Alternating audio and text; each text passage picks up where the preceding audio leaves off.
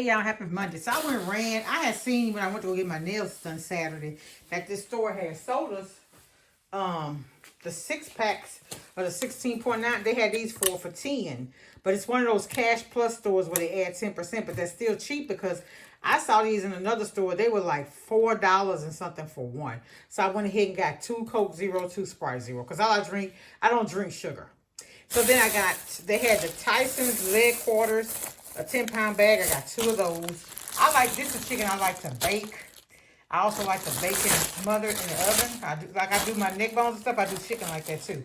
I got some eggs because I was completely out of eggs. I got some Savoy's dressing mix. I'm thinking, I don't know. I'm thinking about doing something with making me some dirty rice or something this week. I don't know. Trying to cut back on carbs, but I'm a work in progress.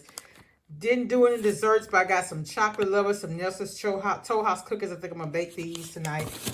They had these, you had to buy in quantities of 8, but they had this cheese for $1.68.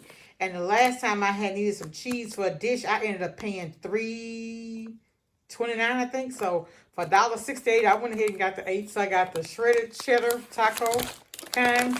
I got mozzarella. I got the mix. This is mozzarella, sharp white cheddar, and mild cheddar cheeses.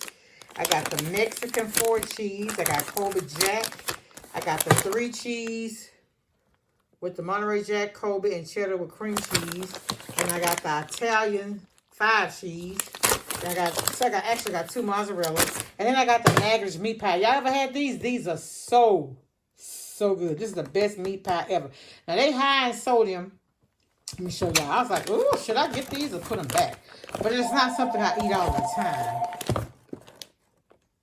And that's the nutrition information. All right, y'all. Talk to y'all later. Welcome to my new subscriber. Much love. Bye.